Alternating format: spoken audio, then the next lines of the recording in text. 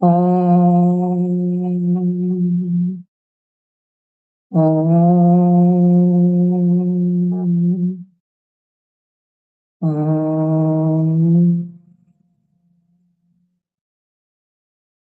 സദാശിവസമാരംഭാം ശങ്കരാചാര്യമധ്യമാം അസ്മദാചാര്യപര്യന്താം വന്ദേ ഗുരുപരമ്പരാം. സർവമംഗളമംഗല്യേ ശിവേ സർവാർത്ഥസാധികേ ശരണ്യേ ത്ര്യംബകേ ഗൗരി നാരായണി നമോസ്തുതേ. ഓം നമോ ഭഗവതേ വാസുദേവായ. അമ്മേ നാരായണ. ഈ നവമി സത്സംഗത്തിൽ പങ്കെടുക്കുന്ന എല്ലാവരെയും ഈശ്വര സ്വരൂപികളായിട്ട് തന്നെ കണ്ടുകൊണ്ട് നമസ്കരിക്കുന്നു. സർവജ്ഞനും സർവശക്തനും സർവവ്യാപിയും സർവാന്തര്യാമിയുമായ സർവേശ്വരൻ നമ്മളെല്ലാവരെയും അനുഗ്രഹിക്കണം എന്ന് പ്രാർത്ഥിക്കുന്നു.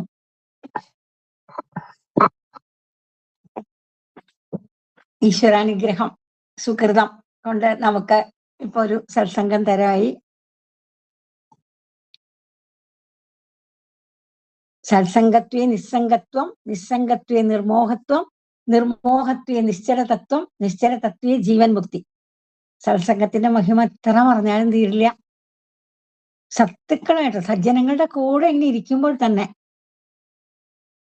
നമുക്ക് വർജിക്കേണ്ടതായ വിഷയങ്ങളിൽ അതിനോടൊരു വിരക്തി വരും, ഒരു നിസ്സംഗത്വം വരും. ആ നിസ്സംഗത്വം നമ്മളെ ജ്ഞാനത്തിലേക്ക് നയിക്കും. മോഹം അല്ലെങ്കിൽ അവിദ്യ കെടും. അപ്പൊ നമുക്ക് ജ്ഞാനം ഉണ്ടാവും. ആ ജ്ഞാനം കൊണ്ടാണ് നമ്മൾ നിശ്ചല തത്വത്തിൽ അമരുന്നത്. നിശ്ചല തത്വം എന്ന് പറയുമ്പോൾ ഭഗവാൻ തന്നെ, ബ്രഹ്മം തന്നെ, അറിവ് തന്നെ. ആ അറിവിലങ്ങോട്ട് അമരും നമ്മള് സത്സംഗത്തിൽ ഇരുന്ന് കഴിയുമ്പോൾ. അതാണ് മുക്തി, അതാണ് മോക്ഷം, അതാണ് ജീവബ്രഹ്മ ഐക്യം, ശാശ്വതമായിട്ടുള്ള ആനന്ദപ്രാപ്തിയാണത്. അതിനുള്ള അവസരമാണ് നമുക്ക് സത്സംഗത്തിലൂടെ പരാശക്തി നമുക്ക് തന്നിരിക്കുന്നത്. ഇന്ന് ശ്രീമദ് ഭാഗവതത്തിലെ ഏകാദശ സ്കന്ധം. ആ ഏകാദശ മനനം നമ്മളിപ്പോ കുറച്ച് നാളായിട്ട് തുടരുന്നുണ്ട്. ജ്ഞാനവും വിജ്ഞാനവും എന്ന ഓരോ വിഷയമാണ് നമുക്ക് ഇന്ന് വിചാരം ചെയ്യേണ്ടത്. ഭാഗവതത്തില് 1 മുതൽ 10 വരെയുള്ള അധ്യായങ്ങളില് കഥകൾ തന്നെയാണ്. ഭഗവാന്റെ അവതാരങ്ങളുണ്ട്, ഭഗവാന്റെ വിഭൂതികള്, ഐശ്വര്യം. അതിൽ ദശമസ്കന്ധത്തില് ശ്രീകൃഷ്ണ പരമാത്മാവിന്റെ ലീലകൾ തന്നെ. ഏകാദശി ആവുമ്പോഴേക്കും ഈ അവതാര കഥകളുടെ വർണ്ണനയൊക്കെ നിൽക്കും. അത് മുക്തിസ്കന്ധമാണ്. ഉപദേശങ്ങൾ മാത്രമാണ് അവിടെ, തത്വോപദേശം മാത്രമാണ് അവിടെ.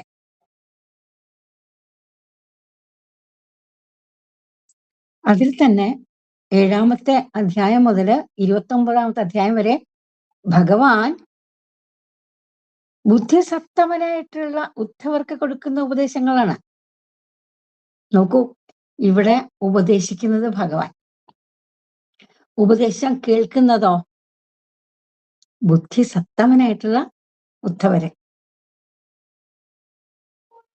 ആ പരമ്പൊരുളിന്റെ ഉപദേശങ്ങളുടെ പൊരുള് ആ ഭഗവാൻ തന്നെ നമുക്ക് വെളിപ്പെടുത്തി തരണം.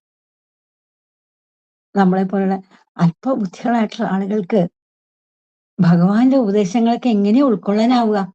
ഭഗവാന്റെ തന്നെ കൃപയ്ക്കായിട്ട് നമുക്ക് പ്രാർത്ഥിക്കാം, നമുക്ക് പ്രയത്നിക്കുകയും ചെയ്യാം.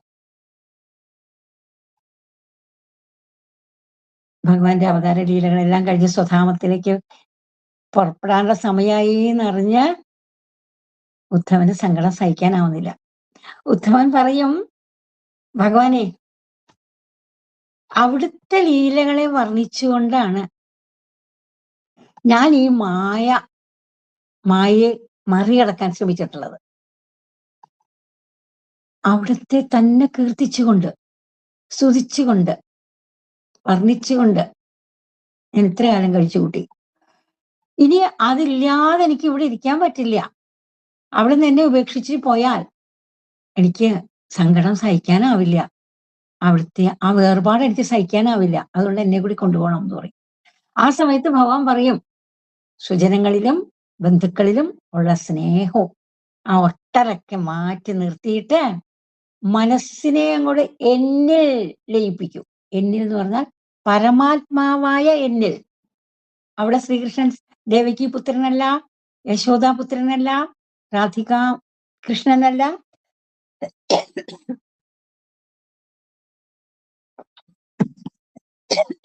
മനസ്സിനെ എന്നിൽ പരമാത്മാവായ എന്നിൽ ലയിപ്പിക്കണം. എന്നിട്ട് സഞ്ചരിച്ചോളൂ, യഥേഷ്ടം സഞ്ചരിച്ചോളൂ എന്ന് പറയും. അതും സ്വീകാര്യമല്ല ഉദ്ധവർക്ക്. ഭഗവാനെ, എല്ലാവരിലുള്ള സ്നേഹം ത്യജിക്കുക എന്ന് പറഞ്ഞാൽ ദുഷ്കരമാണ്. ത്യാഗോയം ദുഷ്കരഹ. ഞാൻ എന്താണ് ചെയ്യേണ്ടത്? അവിടുന്ന് എന്നെ ഉപദേശിക്കണം. ഭഗവാൻ യദു ദത്താത്രേയ സംവാദമാണ് പറഞ്ഞു കൊടുക്കുന്നത്.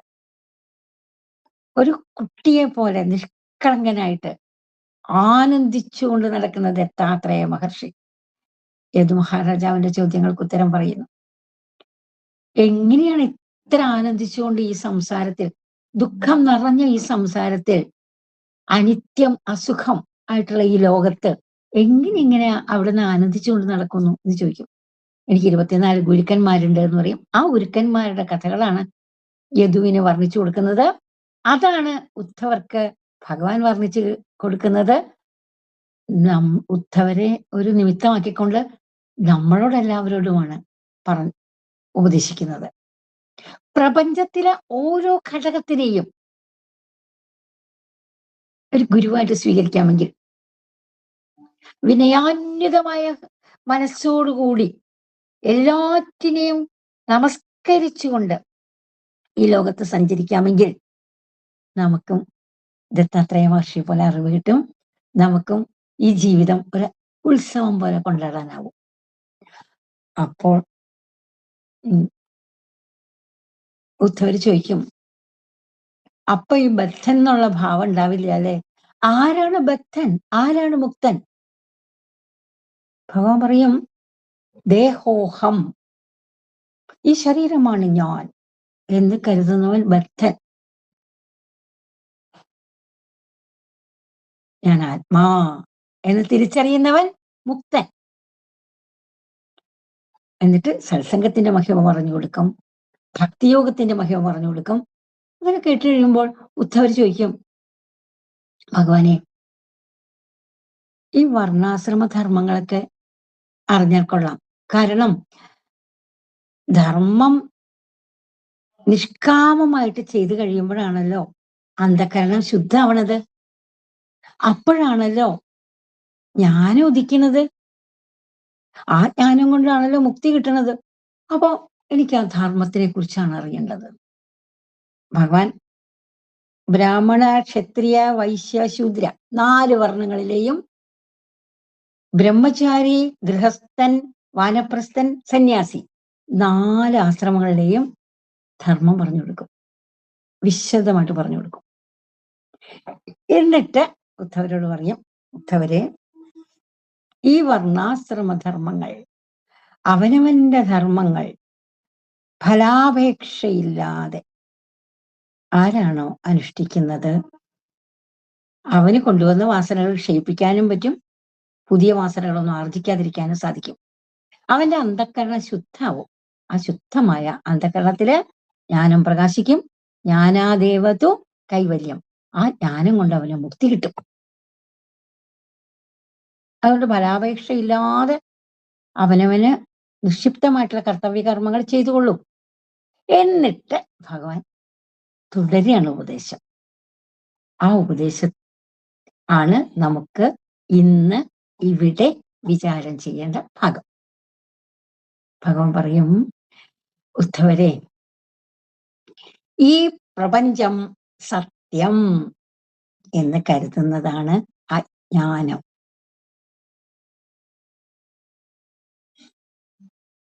ഇത് സത്യമല്ല. പരമാത്മാവ് മാത്രമാണ് സത്യം. അതൊഴികെ എല്ലാം മിഥ്യ എന്നറിയുന്നതാണ് ജ്ഞാനം. ജ്ഞാനം കൊണ്ട് അജ്ഞാനത്തെ മാറ്റാം. പക്ഷെ ഓർമ്മിക്കണം, അജ്ഞാനവും മനസ്സിൻ്റെതാണ്, ജ്ഞാനവും മനസ്സിൻ്റെതാണ്. മനയേവ മനുഷ്യാണാം കാരണം ബന്ധമോക്ഷയോഹോ. മനസ്സാണ് ബന്ധനത്തിന് കാരണം, മനസ്സ് തന്നെയാണ് മുക്തിക്കും കാരണം. അപ്പൊ ഈ ജ്ഞാനം കൊണ്ട് അജ്ഞാനത്തിനെ മാറ്റിയിട്ട് ജ്ഞാനം അജ്ഞാനം എല്ലാത്തിൻ്റെ അപ്പുറത്തേക്ക് പോകണം.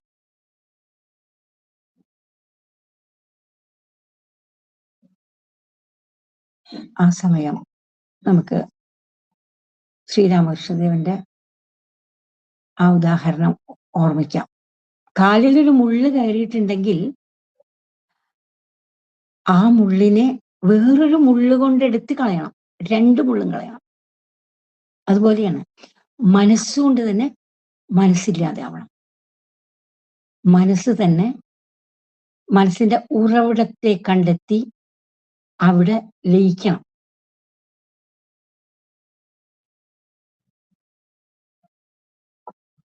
ഉദ്ധവരോട് പറയും, ഉദ്ധവരെ, ജ്ഞാനി എനിക്ക് പ്രിയനാണ്. ജ്ഞാനിക്ക് എന്നേക്കാൾ പ്രിയനായിട്ട് വേറെ ആരും ഇല്ല താനും. ഭഗവത്ഗീതയിലും പറയില്ലേ ഭഗവാൻ അർജുനനോട്, ചതുർവിധ ഭജന്തേ മാം ജനാസുകൃതിനോർജുന ആർത്തോ ജിജ്ഞാസുരർത്ഥാർത്ഥി ജ്ഞാനീതു ഭരതർഷഭ. 4 തരത്തിലുള്ള ആളുകളാണ് എന്നെ ഭജിക്കുന്നത്. ദുഃഖിതരായിട്ടുള്ളവർ, ആർത്തര്, എന്തെങ്കിലും അർത്ഥം സമ്പത്ത് വേണമെന്ന് മോഹിക്കുന്നവര്, എന്റെ തത്വങ്ങൾ അറിയണം, ഈശ്വരൻ ആരാണെന്ന് അറിയണം എന്ന് മോഹിക്കുന്ന ജിജ്ഞാസുക്കള്, പിന്നെയോ ജ്ഞാനികള്. ഇതില് ജ്ഞാനീതു ആത്മൈവ, ജ്ഞാനി ഞാൻ തന്നെയാണ് അർജുന എന്ന് പറയില്ലേ. ജ്ഞാനത്തെക്കുറിച്ച് ഭഗവാൻ എത്ര പ്രകീർത്തിക്കുന്നുണ്ട് അവിടെ. നഹി ജ്ഞാനേന സദൃശം പവിത്രമിഹ വിദ്യതേ ജ്ഞാനാഗ്നി സർവകർമാണി ഭസ്മസാത് കുരുതേ അർജുന. ജ്ഞാനം എല്ലാറ്റിനെയും ഭസ്മാക്കി കളയും. ജ്ഞാനത്തിനേക്കാൾ പവിത്രമായിട്ടുള്ള വേറെ ഒന്നുമില്ല. ജ്ഞാനി ഞാൻ തന്നെ. ജ്ഞാനിക്ക് പ്രിയപ്പെട്ടവൻ ഞാനാണ്, എനിക്ക് പ്രിയപ്പെട്ടവൻ ജ്ഞാനി തന്നെയാണ്. ഈ ജ്ഞാനം ആണ് വിജ്ഞാനസഹിതം ഞാൻ പറഞ്ഞു തരാം എന്ന് അർജുനോട് പറയുന്നത്. ഗുരുമുഖത്ത് നിന്നും ശാസ്ത്രങ്ങളിൽ നിന്നും ഒക്കെ അഭ്യസിക്കുന്നത് ജ്ഞാനം. കേട്ടറിവാണ് ജ്ഞാനം, അനുഭവിച്ചറിയുന്നത് വിജ്ഞാനം. ഉദ്ധവരെ, മനസ്സും ശരീരവും ഇന്ദ്രിയങ്ങളും ഇതൊന്നും ഇല്ലാതിരുന്നപ്പോഴും അങ്ങുണ്ടായിരുന്നു. ഇതൊക്കെ ഇല്ലാതായി കഴിഞ്ഞിട്ടും ഇല്ലാതാവുമ്പോഴും അങ്ങുണ്ടാവും. ഭഗവാൻ ആത്മതത്വത്തെക്കുറിച്ചാണ് പറയുന്നത്. വിഷയം ദുർഗ്രഹമാണ്, പറയുന്നത് പരമാത്മാവാണ്, കേൾക്കുന്നത് ബുദ്ധിസത്തമനായിട്ടുള്ള ഉദ്ധവരാണ്. ഭഗവത് കൃപയും നമ്മുടെ പ്രയത്നവും ഉണ്ടെങ്കിൽ അത് ഒരുമിക്കുന്ന സ്ഥലത്ത് വെച്ചിട്ട് നമുക്കും ഇത് അനുഭവമാവും. കാരണം ഗുരുക്കന്മാർക്ക് ന്യൂനതയില്ല, ശാസ്ത്രങ്ങൾക്ക് പിഴവുമില്ല. പക്വതയുള്ള വിവേക വൈരാഗ്യം വന്ന് പക്വതയാർന്ന ആളുകൾ എപ്പോഴാണോ ശ്രവിക്കുന്നത്, ഒരൊറ്റ ശ്രവണം കൊണ്ട് അവർക്കിത് അനുഭവമാവും. ഇത്ര എളുപ്പമാണോ അത് അനുഭവമാവാൻ? മനുഷ്യാണാം സഹസ്രേഷു കശ്ചിത് യതതി സിദ്ധയേ. ആയിരക്കണക്കിന് ആളുകൾ, കോടിക്കണക്കിന് ആളുകൾ ഉണ്ടെങ്കിൽ കുറച്ചു പേർക്കല്ലേ ഭഗവാനെ തേടാൻ തോന്നുന്നുള്ളൂ. ഈ സത്യത്തെ അനുഭവിച്ചറിയണം എന്ന് ലക്ഷ്യം വെക്കുന്നവർ എത്ര കുറവാണ്. ഈ ശാസ്ത്രത്തിൽ നിന്നും ഗുരുമുഖത്ത് നിന്നും കിട്ടുന്ന ജ്ഞാനത്തെ വിജ്ഞാനമാക്കി തീർക്കണം എന്ന് മോഹിക്കുന്നവർ എത്ര പേരുണ്ട്. കേട്ടറിഞ്ഞതിനെ അനുഭവിച്ചറിയണം എന്ന് മോഹിക്കുന്നവർ എത്ര കുറവാണ്. കേട്ടറിഞ്ഞിട്ടും അതിനുവേണ്ടി ഉത്സാഹത്തോടെ പ്രയത്നിക്കുന്നവരുടെ എണ്ണം എത്ര കുറവാണ്. അതുകൊണ്ടാണ് കശ്ചിത് സിദ്ധയെ യഥതാം അഭിസിദ്ധാനം കശ്ചിൻ മാം വേത്തി തത്വതഃ. ഇനി എന്നെ ലക്ഷ്യം വച്ചാൽ തന്നെ വളരെ കുറച്ച് പേരെ എൻ്റെ അടുത്ത് എത്തുന്നുള്ളൂ. വളരെ കുറച്ച് പേരെ എന്നെ താത്വികമായി അറിയുന്നുള്ളൂ. എന്റെ തത്വം വളരെ കുറച്ച് പേര് മാത്രമേ അറിയുന്നുള്ളൂ എന്ന് ഭഗവത്ഗീതയിൽ അർജുനനോട് പറഞ്ഞിട്ടുണ്ട്. അത് തന്നെ ഇവിടെ സൂചിപ്പിക്കുന്നു. ഉദ്ധവരെ ശരീരവും മനസ്സും ഇന്ദ്രിയങ്ങളും ഉണ്ടാകുന്നതിന് മുമ്പ് തന്നെ അങ്ങുണ്ടായിരുന്നു. ഇതൊക്കെ ഇപ്പൊ കാണുന്നതാണ്. ഇത് മുഴുവനും നശിച്ചാലും അങ്ങുണ്ടാവും. വീണ്ടും നമുക്ക് ഭഗവത്ഗീതയിലെ സാഖ്യയോഗത്തിലെ ഭഗവാന്റെ ഉപദേശത്തിലേക്ക് തന്നെ പോകണം.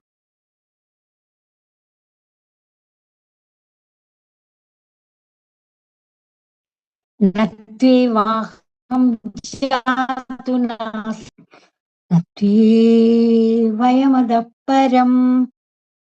ഹേ അർജുന, ഞാനോ നീയോ ഈ കാണുന്ന രാജാക്കന്മാരാരുമോ ഇല്ലാതിരുന്നിട്ടില്ല, ഇല്ലാതാവുകയുമില്ല.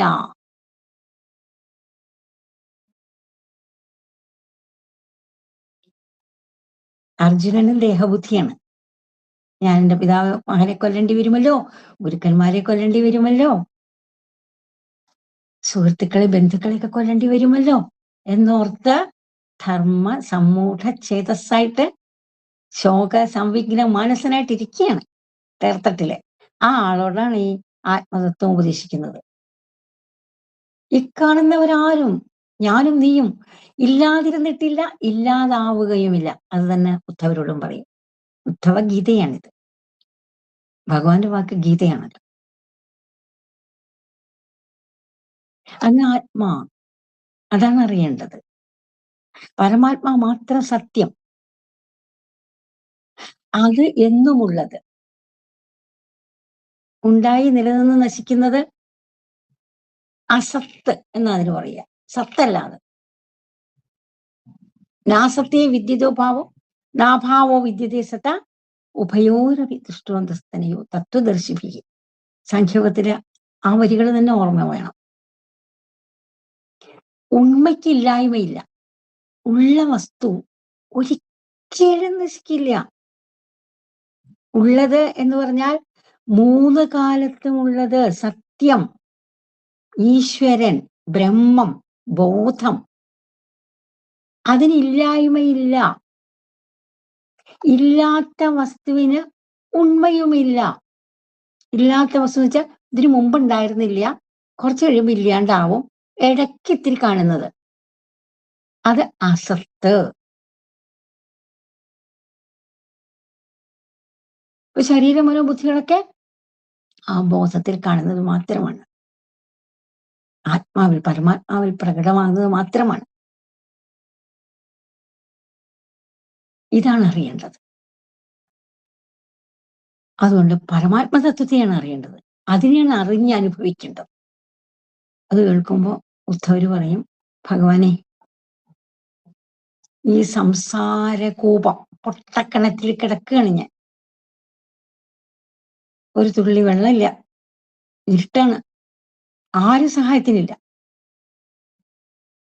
അനേക ശരീരങ്ങളിൽ വന്നു പോയി ജനിമൃതികളിൽ കുലുങ്ങി കാലസർപ്പത്തിന്റെ ദംശനമേറ്റ് പെട്ടുകയാണ് ഭഗവാനെ ഞാൻ.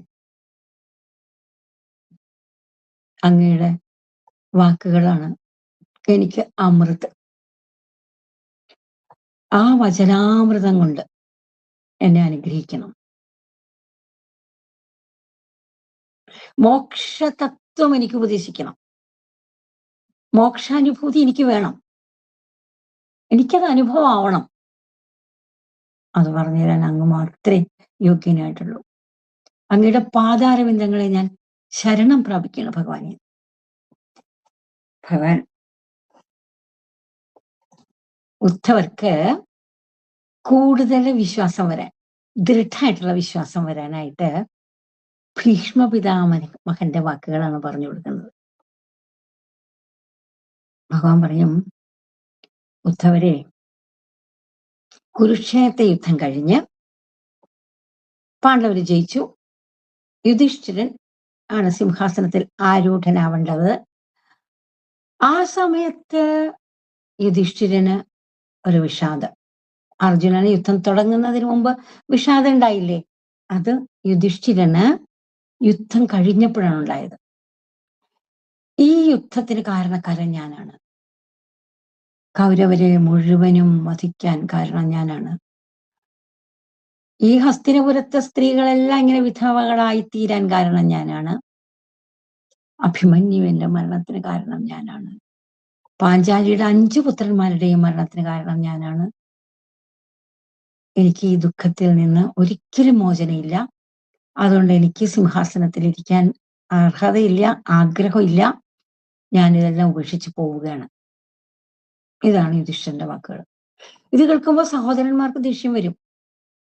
അങ്ങ് പറഞ്ഞിട്ടല്ലേ ഞങ്ങൾ ഇതൊക്കെ ചെയ്തത്. അങ്ങ് ചൂത് കളിച്ചിട്ടല്ലേ ഇതൊക്കെ ഇങ്ങനെയൊക്കെയുള്ള സംഭവങ്ങൾ ഉണ്ടായത്. അതിന്റെ പര്യവസാനമല്ലേ യുദ്ധം. എന്നിട്ടിപ്പോ എല്ലാം കഴിഞ്ഞിട്ട് ഞാനെല്ലാം ഉപേക്ഷിച്ച് പോവുകയാണ് എന്ന് പറയുന്നത് ശരിയാണോ എന്ന് ചോദിക്കും. പക്ഷേ യുധിഷ്ഠിരൻ സഹോദരന്മാരുടെ വാക്ക് കേൾക്കാൻ തയ്യാറല്ല. വ്യാസഭഗവാൻ വന്ന് ഉപദേശിക്കും. വ്യാസഭഗവാന്റെ വാക്ക് കേൾക്കാൻ തയ്യാറല്ല. ശ്രീകൃഷ്ണ ഭഗവാന്റെ വാക്ക് കേൾക്കാൻ തയ്യാറല്ല. ആരുടെ വാക്ക് കേൾക്കാനും തയ്യാറല്ല. അപ്പൊ ശ്രീകൃഷ്ണൻ പറയും, നമുക്ക് ഭീഷ്മപിതാമന്റെ അടുത്ത് പോവാം, അദ്ദേഹത്തിന്റെ ഉപദേശങ്ങൾ തേടാം. യുധിഷ്ഠിരൻ വരും. അവിടെ ചെന്ന് ശരശയ്യയിൽ കിടക്കുന്ന ഭീഷ്മപിതാമഹനോട് ധർമ്മത്തിന്റെ സൂക്ഷ്മവശങ്ങളെ കുറിച്ച് ചോദിക്കും. അപ്പൊ ഭീഷ്മപിതാമഹൻ എല്ലാം പറഞ്ഞു കൊടുക്കും. രാജാവിന്റെ ധർമ്മം, പ്രജകളുടെ ധർമ്മം, മന്ത്രിയുടെ ധർമ്മം, പുരുഷന്റെ ധർമ്മം, സ്ത്രീയുടെ ധർമ്മം, ബ്രഹ്മചാരിയുടെ ധർമ്മം, ഗൃഹസ്ഥന്റെ ധർമ്മം, വാനപ്രസ്ഥന്റെ ധർമ്മം, എല്ലാവരുടെയും ധർമ്മം പറഞ്ഞു കേൾപ്പിക്കും. അവസാനം മോക്ഷധർമ്മം പറയും. അന്ന് ഭീഷ്മര് എന്താണ് യുധിഷ്ഠിരന് ഉപദേശിച്ചത് എന്ന് കേട്ടോണ്ട് നിൽക്കുകയായിരുന്നു ഉദ്ധവരെ ഞാൻ. അത് ഞാൻ അങ്ങക്ക് പറഞ്ഞു തരാം. എന്നിട്ട് പറയും, പരമാത്മാ ബ്രഹ്മം ബോധം ഏകം. ബോധം ഇല്ലെങ്കിൽ ഈ പ്രപഞ്ചം ഇല്ല. പരമാത്മാവില്ലെങ്കിൽ ഈ പ്രപഞ്ചമില്ല. പ്രപഞ്ചം എന്ന് പറയുന്നത് 28 ഘടകങ്ങൾ ചേർന്നതാണ്. പുരുഷൻ, പ്രകൃതി, മഹത്തത്വം, അഹങ്കാരം, മനസ്സ്, പഞ്ചേന്ദ്രിയങ്ങള്, പഞ്ചതന്മാത്രകള്, പഞ്ചകർമ്മേന്ദ്രിയങ്ങളും പഞ്ചജ്ഞാനേന്ദ്രിയങ്ങളും പഞ്ചഭൂതങ്ങളും. 25 സത്യഗുണം, രജോ ഗുണം, തമോ ഗുണം, ത്രിഗുണങ്ങൾ. 28 ഘടകങ്ങളാണ്. പുരുഷൻ ഈശ്വരൻ തന്നെ. അതില് പ്രകൃതി മായ, ഭഗവാന് തന്നെ ശക്തിയായിട്ടുള്ള മായ പ്രവർത്തിക്കുന്നു. മഹത്തത്വം അവ്യക്തമായൊരു മറ സൃഷ്ടിക്കുന്നു. അത് ആ മറയ്ക്കിപ്പുറത്താണ് ഭഗവാൻ, അപ്പുറത്താണ് പ്രപഞ്ചം. സത്യത്തെ മറയ്ക്കുന്നു, മിഥ്യായ പ്രപഞ്ചത്തെ ഉണ്ടാക്കി കാണിക്കുന്നു. ഇതാ അഹങ്കാരം. അപ്പോഴേക്കും മനസ്സുണ്ടായിക്കഴിഞ്ഞു. മനസ്സുണ്ടായിക്കഴിഞ്ഞാൽ ഉടനെ മനസ്സ് പഞ്ചേന്ദ്രിയങ്ങളിൽ കൂടി, പഞ്ചജ്ഞാനേന്ദ്രിയങ്ങൾ കൂടി പുറത്തേക്ക് വരുന്നു. ശബ്ദസ്പർശ രസ രൂപ ഗന്ധം 5 തന്മാത്രകളുമായിട്ട് ബന്ധപ്പെടുന്നു. അവയുടെ സ്ഥൂല രൂപങ്ങളാണ് പഞ്ചഭൂതങ്ങള്. മനസ്സ് ഇന്ദ്രിയങ്ങൾ കൂടി പുറത്തേക്ക് പോയി വിഷയങ്ങളുമായിട്ട് സമ്പർക്കം പുലർത്തി നേരെ കർമ്മേന്ദ്രിയങ്ങൾക്ക് ആജ്ഞ കൊടുക്കുന്നു. ബുദ്ധി പ്രവർത്തിക്കുന്നു, കർമ്മേന്ദ്രിയങ്ങൾ പ്രവർത്തിക്കുന്നു.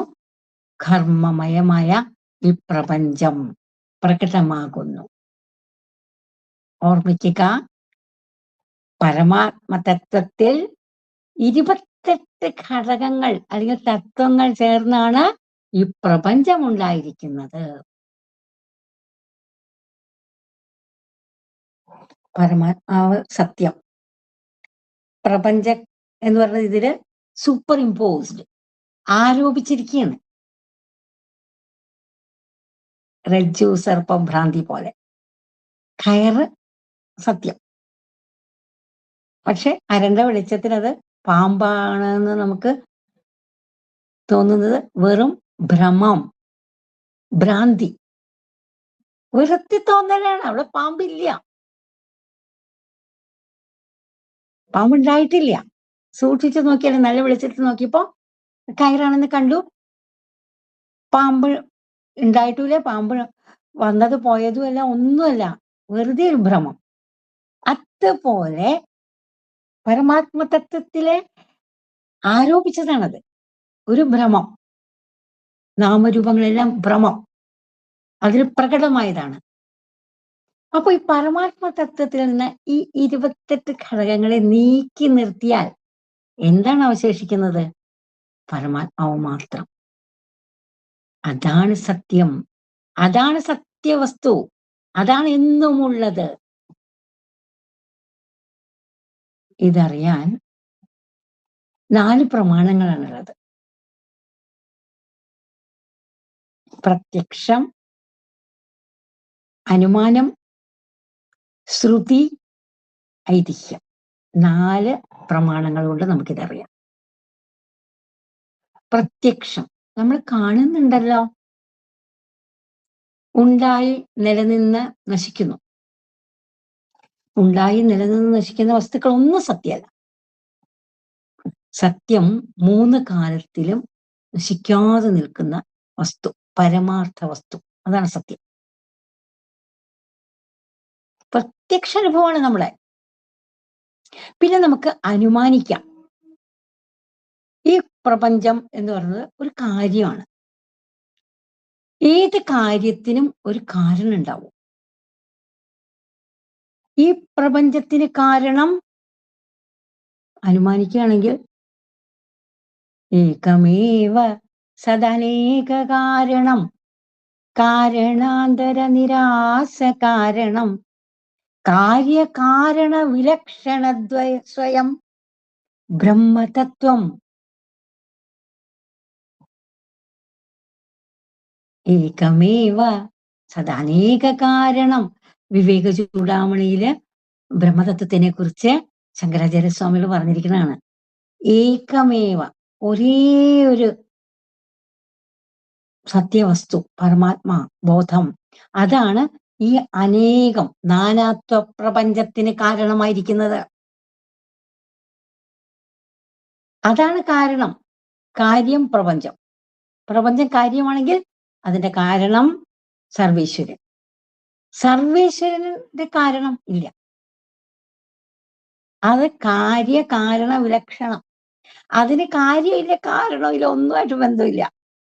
സ്വപ്രകാശ വസ്തു.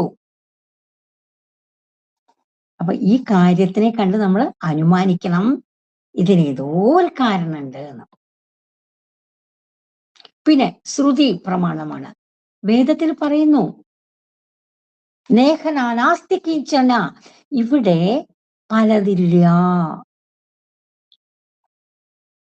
ഇവിടെ പലതില്ല. പലത് കാണുന്നുണ്ടോ? ഉണ്ടെങ്കിൽ വെറും തോന്നൽ, വെറും തോന്നൽ, ഭ്രമമാണത്. വേദം പറയുന്നു, വേദമാണ് പ്രമാണം. നേഹനാനാസ്തി കിഞ്ചന ഏകമേവ അദ്വിതീയം. ഇതൊക്കെ വേദം പറയുന്നുണ്ട്. ഇനി 4ാമത്തെ പ്രമാണം ഐതിഹ്യം. ഐതിഹ്യം എന്ന് പറഞ്ഞാല് സത്യത്തെ അനുഭവിച്ചറിഞ്ഞ മഹത്തുക്കളുടെ വാക്കുകൾ.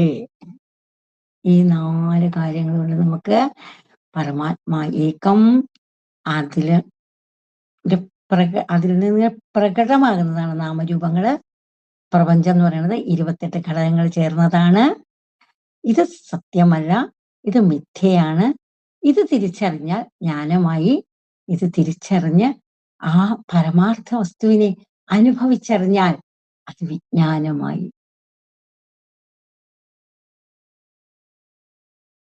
ഉദ്ധവരോട് പറയും, ഇത് അനുഭവിച്ച് അറിഞ്ഞ യോഗികൾക്ക് ഐശ്വര്യമുണ്ട്. ഐശ്വര്യം എന്ന് പറയുന്നത് എന്താ അവിടെ അർത്ഥം എന്നറിയാമോ? എല്ലാ സിദ്ധികളും, അണിമ, ഗരിമ, മഹിമ, ലഖിമ, എല്ലാ സിദ്ധികളും ഉണ്ടാവും. ഇത് ധർമ്മം എന്ന് പറയുന്നത് ഈ സത്യവസ്തുവിനെ പ്രാപിക്കാൻ, അനുഭവിച്ചറിയാൻ, അനുഷ്ഠിക്കുന്ന ഏത് പ്രവൃത്തിയും ധർമ്മം. ഇത് അനുഭവിച്ചറിഞ്ഞാൽ പിന്നെ ഈ ലോകത്തോട് ഒരു നിസ്സംഗത നമുക്ക് വരും. ഇത് അനുഭവിച്ചറിഞ്ഞാൽ അങ്ങനെയാണ്. ഭഗവാന് ആ ഏറ്റവും വലിയ ലാഭമാണ് ഈശ്വരപ്രാപ്തി. അത് കിട്ടിക്കഴിഞ്ഞാൽ പിന്നെ നമുക്ക് സംസാരത്തിനോട് ഒട്ടലില്ല. സംസാരത്തിൽ തന്നെ ഇരിക്കും. ജീവൻ മുക്തനും പ്രാരബ്ധം കഴിയണവരെ ശരീരം തന്നെ ഇരിക്കണം. പക്ഷെ സംസാരത്തിലിരിക്കും, സംസാരം അകത്തേക്ക് കടക്കില്ല. ഒരു നിസ്സംഗഭാവം, അതാണ് വൈരാഗ്യം. ജ്ഞാനം എല്ലാം ആ പരമ്പൊരുളിന്റെ അംശമാണ്. പരമ്പൊരുളിന്റെ വിലാസമാണ് ഈ കാണുന്നതെല്ലാം. എല്ലാറ്റിലും വിളങ്ങുന്നത് ഒരേ ഒരു ചൈതന്യമാണ്. തിരിച്ചറിയുന്നതാണ് ജ്ഞാനം. അപ്പൊ ഐശ്വര്യം, ജ്ഞാനം, വൈരാഗ്യം, ധർമ്മം ഇവയൊക്കെ ഭഗവാൻ ഇങ്ങനെ ആ മോക്ഷ ഉപായം എന്നുള്ള നിലയിൽ ഉദ്ധവരോട് പറഞ്ഞു കൊടുത്തപ്പോൾ ഉദ്ധവരുടെ ഉള്ളില് കുറെ ചോദ്യങ്ങൾ പൊന്തി.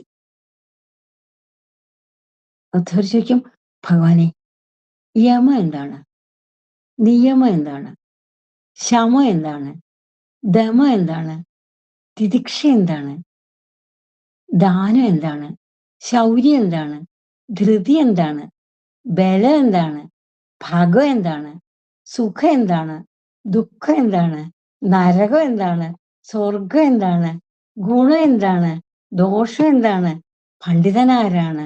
പാമരനാരാണ്? കൃപണനാരാണ്? സ്വതന്ത്രനാരാണ്? ഇഷ്ടം പോലെ ചോദ്യങ്ങൾ അങ്ങോട്ടേക്ക് തുരുതുരാന്നങ്ങോട്ട് ഉതിർന്നു വീണു. എന്താ വെച്ചാൽ ഒരു ഉദ്ധവരെ നിമിത്താക്കിക്കൊണ്ട് ഭഗവാൻ എക്കാലത്തുമുള്ള മാനവരാശിക്ക് മോക്ഷോപായങ്ങളായിട്ടുള്ള മറുപടിയാണ് പറയുന്നത്. മറക്കരുത്. ഇത് ഏകാദശ സ്കന്ധത്തിൽ മാത്രമേ കാണുള്ളൂ എന്നാണ് തോന്നുന്നത്. കാരണം മോക്ഷത്തിന്റെ ഉപായം, മുക്തിക്ക് തക്കൊരു ഉപദേശം, അതാണ് ഈ തരണത്. ഇതിന്റെ മറുപടിയൊക്കെ ഭഗവാൻ പറയും. ഓരോന്നിന്റെയും മറുപടി പറയും. ആ ഓരോന്നിന്റെയും മറുപടി പറയുമ്പോഴേ ഒരു പ്രത്യേക തരത്തിലാണ്. ആരും പറയാത്ത തരത്തിലുള്ള മറുപടിയാണ് ഭഗവാൻ പറയുക. ഇപ്പൊ യമ എന്താണെന്ന് ചോദിച്ചു കഴിഞ്ഞാൽ, നമ്മൾ പതഞ്ജലിയുടെ യോഗസൂത്രത്തിൽ നമ്മൾ പഠിച്ചിട്ടുണ്ട്. യമം എന്ന് പറയുമ്പോൾ അഹിംസ, സത്യം, അസ്തേയം, ബ്രഹ്മചര്യം, അപരിഗ്രഹം, ഈ 5 കാര്യങ്ങളാണ് പറയുന്നത്. പക്ഷെ ഏകാദശ സ്കന്ധത്തിലെ ഭഗവാൻ 12 കാര്യം പറയും. യമം എന്താണെന്ന് ചോദിക്കുമ്പോ ശ്രീ ഭഗവാനുവാച അഹിംസ സത്യമസ്തേയം അസംഗോ ഹ്രീരസഞ്ചയഃ ആസ്തിക്യം ബ്രഹ്മചര്യം ച മൗനം സ്ഥൈര്യം ക്ഷമാഭയം. അവിടെ അഹിംസയും സത്യവും അസ്തേയം മോഷ്ടിക്കാണ്ടിരിക്കല്, അപരിഗ്രഹം ആവശ്യത്തിലധികം സാധനങ്ങൾ കൈവയ്ക്കാതിരിക്കല്, ബ്രഹ്മചര്യം, ഇത്രയൊക്കെ മാത്രല്ല പറയാ. അസംഗം ആസക്തിയില്ലായ്മ, ഹ്രീ ലജ്ജിക്കേണ്ട വിഷയങ്ങളില് ലജ്ജ കാണിക്കുക, അരുതാത്ത വിഷയങ്ങളിലേക്ക് മനസ്സ് പോകുമ്പോൾ അവിടെ ലജ്ജിക്കുക. പിന്നെ അസഞ്ചയം, വിഷയങ്ങളെ കുറിച്ചൊരു സങ്കല്പം ഇല്ലാണ്ടിരിക്കുക.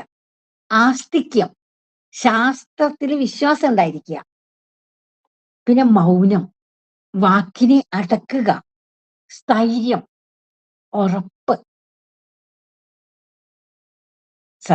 നിത്യ അനിത്യ വസ്തു വിവേകം വന്നപ്പോൾ ഒരു ഉറപ്പുണ്ടാവും, ഉറപ്പ്. പിന്നെ ക്ഷമ, ക്ഷമിക്കാൻ കഴിയുക. അഭയം, ഭയമില്ലായ്മ. 12 കാര്യങ്ങളാണ് ഭഗവാൻ യമം എന്നാൽ എന്ത് എന്ന് ഉദ്ധവര് ചോദിച്ചപ്പോ മറുപടി പറയണത്. ഇതുപോലെ തന്നെയാണ് നിയമം. യമനിയമങ്ങൾ എന്ന് പറയില്ലേ. അപ്പൊ ഈ നിയമത്തില് നമ്മൾ കേട്ടിരിക്കുന്നത് ശൗചം, സന്തോഷം, ഈശ്വരപ്രണിധാനം.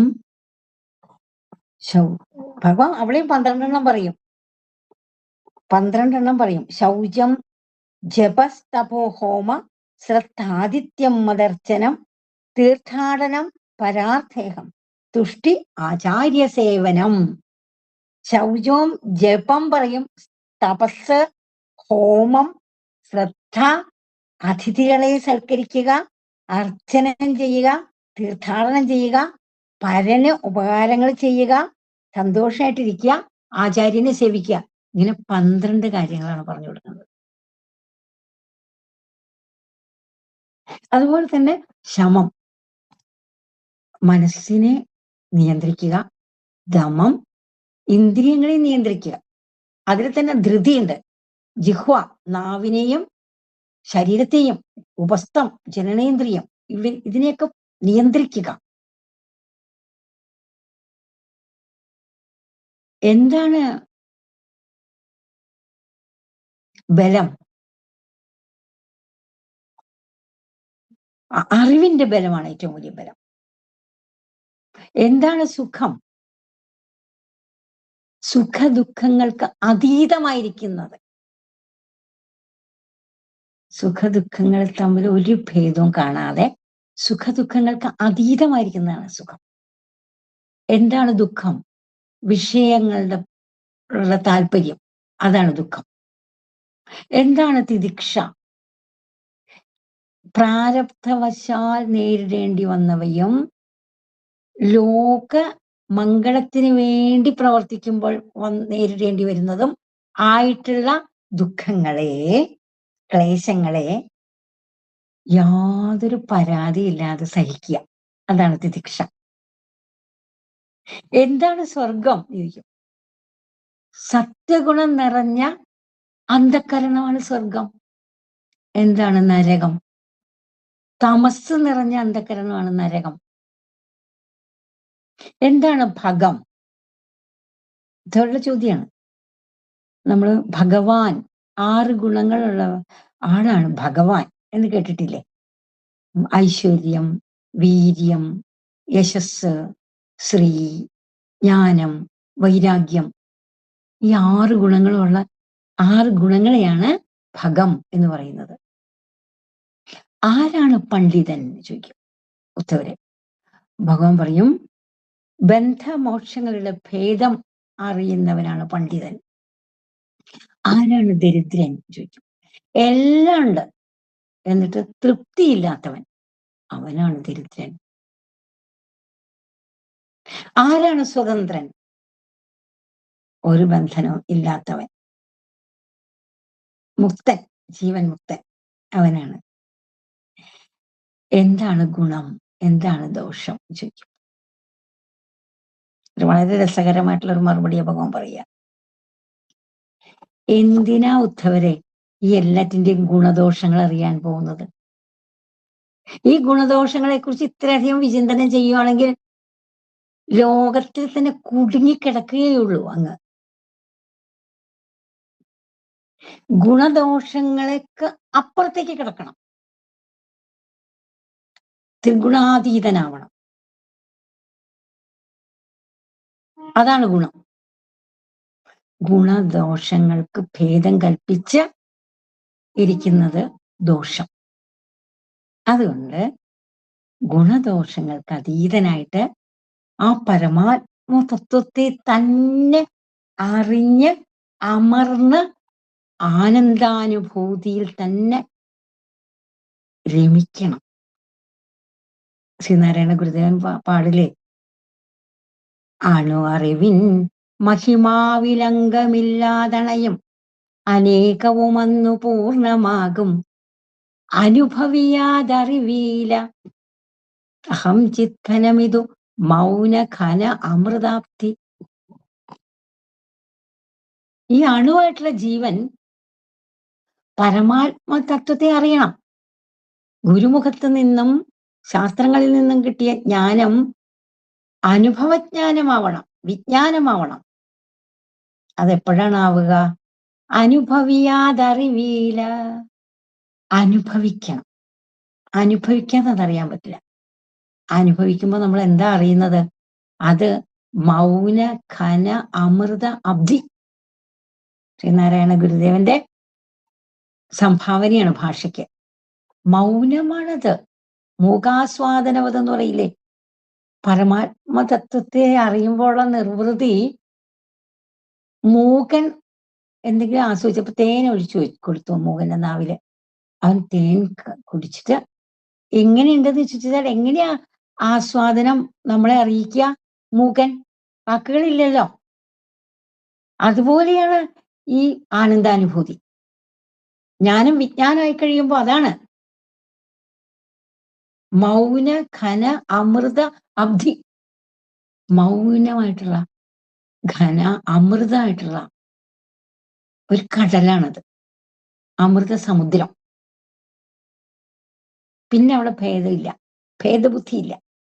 അതും ഇതുമല്ല അസതർത്ഥമല്ലഹം സച്ചിദമൃതമെന്നു തെളിഞ്ഞു ധീരനായി സത്ത് അസത്ത് ഇതി പ്രതിപത്തിയറ്റ് സത്തോം ഇതി മൃദുവായി അമർന്നിടേണം. പിന്നെ ഗുണം ദോഷം സത്ത് അസത്ത് സുഖം ദുഃഖം ഇതൊന്നുമില്ല. ആ പ്രതിപത്തിയെല്ലാം അറ്റുപോണം. ഓം ബ്രഹ്മവാചിയായ ശബ്ദമാണത്, ഓംകാരം. അതില് അമർന്ന് അത് മാത്രമായിടണം. ആ ആനന്ദാനുഭൂതി ആയിത്തീരണം നമ്മള്. ഈ ഇന്റലക്ച്വൽ എക്സർസൈസ് ആയിട്ട് കിട്ടി ജ്ഞാനം മുഴുവനും ബുദ്ധിതരമായിട്ടുള്ള ഒരു വ്യായാമമായിട്ട് കിടന്ന് കളിക്കാതെ അതിന് വേണ്ടത് ഭക്തിയാണ്. ഉദ്ധവരെ എന്ന് പറഞ്ഞു കൊടുക്കും. ഭക്തി നിറയണം. ഭക്തി നിറയുമ്പോഴേ ജ്ഞാനം കിട്ടും. ഭഗവാന്റെ ചരിതങ്ങൾ വായിക്കണം, ഭാഗവതമൊക്കെ പഠിക്കണം. വെറുതെ ഒന്ന് വായിച്ച് മാറ്റി വെക്കേണ്ട പുസ്തകമല്ല. പിന്നെ ഒരു യാന്ത്രികമായിട്ട് വായിക്കേണ്ട ഒരു പുസ്തകമല്ല. ഭക്തിപൂർവം വായിച്ച് മനനം ചെയ്ത് ധ്യാനിച്ചുറപ്പിക്കണം. ഭഗവാന്റെ അവതാരങ്ങളും ഗുണഗണങ്ങളും വായിച്ച് കേട്ട് അത് മറ്റുള്ളവർക്ക് പറഞ്ഞു കൊടുത്ത് ആ ഗുണങ്ങൾ നമ്മുടേതാകണം. ഇപ്പൊ രാമനവമി രാമരാമാന്ന് 108 വട്ടം ജപിച്ചു വിളക്ക് കൊളുത്തി വെച്ചിട്ട്. എന്നിട്ട് കുറച്ചു നേരം രാമോ വിഗ്രഹവാൻ ധർമ്മ എന്ന് ആലോചിക്കുമ്പോഴേക്കോ മര്യാദാ പുരുഷോത്തമനായിട്ടുള്ള ശ്രീരാമചന്ദ്ര മഹാപ്രഭുവിന്റെ ഗുണങ്ങളാണ് പിന്നെ നമ്മുടെ ഉള്ളിലേക്ക് നിറഞ്ഞു വരുന്നത്. ഉത്തമനായിട്ടുള്ള പുത്രൻ, ഉത്തമനായിട്ടുള്ള സഹോദരൻ, ഉത്തമനായിട്ടുള്ള ഭർത്താവ്, ഉത്തമനായിട്ടുള്ള രാജാവ്, സ്വാമി. അദ്ദേഹത്തിന്റെ ആ ധർമ്മത്തെ മുറുക്കെ പിടിച്ച ആ മര്യാദാ പുരുഷോത്തമനായിട്ടുള്ള ധർമ്മത്തിന്റെ മൂർത്തിമത് ഭാവമായിട്ടുള്ള ആ രാമൻ, അത് തത്വമായിട്ട് നമ്മുടെ ഉള്ളിൽ വരും. ഇങ്ങനെയാണ് ധർമ്മമാണ്, ധർമ്മോ രക്ഷതി രക്ഷിതാഹ എന്ന് നമ്മളും അറിഞ്ഞനുഭവിക്കും. ഭഗവാന്റെ ചരിതങ്ങളിനെ വായിച്ചുകൊണ്ടേയിരുന്നാല്, കഥ കേട്ടുകൊണ്ടേയിരുന്നാല്, എല്ലാവർക്കും പറഞ്ഞു കൊടുത്തുകൊണ്ടേയിരുന്നാൽ ഇതായിരിക്കും നമ്മുടെ അനുഭവം. പിന്നെയോ സ്തോത്രങ്ങൾ ചെല്ലണം, സ്തുതിക്കണം ഭഗവാനെ, നിർലജ്ജം സ്തുതിക്കണം. ഇഷ്ടദേവതയെ സ്തുതിക്കാൻ എന്തിനാ പഠിക്കുന്നത്? തീർത്ഥാടനങ്ങൾ ചെയ്യണം, ക്ഷേത്ര ദർശനം ചെയ്യണം, വഴിപാടുകളൊക്കെ ഭഗവാൻ പറയുന്നതാണ്, ഒക്കെ ഭാഗവതത്തിൽ പറയുന്നതാണ്. അമ്പലങ്ങളിലൊക്കെ വഴിപാട് ചെയ്യണം. ആർക്കെങ്കിലും ഒക്കെ ഉപകാരപ്പെടും. അത് കാണുന്നത് മുഴുവനും സർവീശ്വരനല്ലേ, എല്ലാത്തിനും വിളങ്ങുന്നത് ആ ചൈതന്യല്ലേ. ഈ ആർക്ക് നമ്മൾ സേവ ചെയ്താലും അത് മാധവ സേവയാണ്. ദേയം ദീനജനായ വിത്തം എന്നൊക്കെ ഭജഗോവിന്ദത്തിൽ പാടും. പണമുള്ളവർക്ക് ഉള്ളവര് ദുഃഖിതരായിട്ടുള്ള പീഡിതരായിട്ടുള്ള ആളുകൾക്ക് ദാനം ചെയ്യുക. ശരീരം കൊണ്ട് സേവ ചെയ്യാൻ കഴിയുന്നവർ അങ്ങനെ ചെയ്യുക. എന്താണെങ്കിലും, ഏത് തരത്തിലുള്ള സേവനമാണെങ്കിലും, ഏത് തരത്തിലുള്ള ആരാധനയാണെങ്കിലും ഓരോന്നിലുമുള്ള ജീവനെ കാണുമ്പോൾ ഈ സമഷ്ടിപ്രാണൻ മുഴുവനും ആ ഭഗവാൻ തന്നെയായിട്ട് നമുക്ക് കാണാൻ കഴിയും. ആ ഭഗവാന്റെ ഗുണങ്ങൾ നമ്മുടേതാകും. ഈ ഭക്തി വർദ്ധിപ്പിക്കാനുള്ള ഉപായങ്ങളും അനുഷ്ഠാനങ്ങളും ചെയ്തുകൊണ്ടേയിരിക്കണം. അന്ധകരണം ശുദ്ധമാകുന്നത് വരെ, ജ്ഞാനം പ്രകാശിക്കുന്നത് വരെ, അജ്ഞാനം വിജ്ഞാനമാകുന്നത് വരെ നമുക്ക് പ്രാർത്ഥിക്കാം, പ്രയത്നിക്കാം. ഈ ഒരു ഈ പ്രാർത്ഥനയോടുകൂടി ഈ വാക്കുകളെ സർവീശ്വരന്റെ പാദങ്ങളിൽ സമർപ്പിച്ചോളൂ. ഇത്രയും നേരം ഇത് സന്തോഷമായിട്ട് കേട്ടുകൊണ്ടിരുന്ന എല്ലാവരെയും ഈശ്വര സ്വരൂപികളായിട്ട് തന്നെ കണ്ടുകൊണ്ട് നമസ്കരിച്ചുകൊണ്ട് ഈ വാക്കുകളെ സർവീശ്വരന്റെ പാദങ്ങളിൽ സമർപ്പിച്ചുകൊള്ളും. ഓം പൂർണ്ണമുദ പൂർണ്ണമിദ പൂർണ്ണാത് പൂർണ്ണമുദച്ഛതി പൂർണ്ണസ്യ പൂർണ്ണമാദായ പൂർണ്ണമേവാവശിഷ്യതി. ഓം ശാന്തി ശാന്തി ശാന്തി. പരമഗുരുഭ്യോ നമഃ. ഹരി ഓം.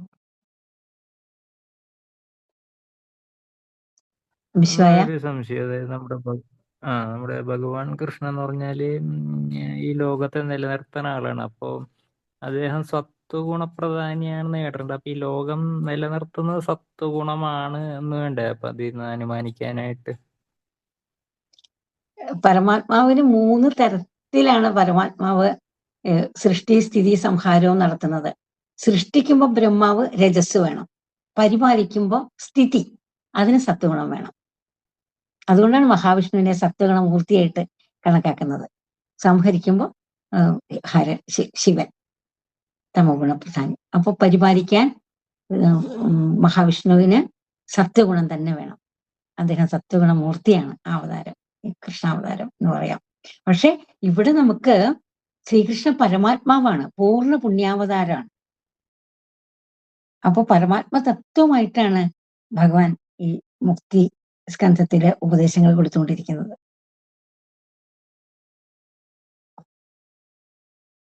ലീലാമാനുഷ വേഷം ധരിച്ച് ലീലകൾ ആടി, എന്നിട്ട് പരമാത്മാവായിട്ടുണ്ട്. ഗീതോപദേശത്തിലും അങ്ങനെ തന്നെ. എവിടെയൊക്കെ ഞാൻ എന്ന് പറയുന്നുണ്ടോ അതെല്ലാം പരമാത്മാവാണ്. പരിപാലിക്കുമ്പോ വിഷ്ണു സത്വഗുണമൂർത്തി.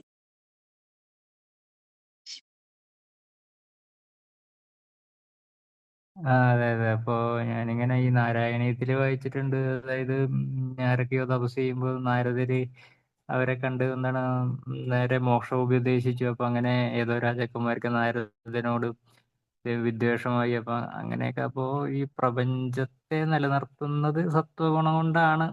അപ്പൊ അങ്ങനെ വേണ്ട അനുമാനിക്കത്. ഇപ്പൊ നമ്മള് ഭഗവതി ആണെങ്കിൽ ഒരു രജോ ഗുണം, ശക്തി എന്ന് പറഞ്ഞ രജോ ഗുണം.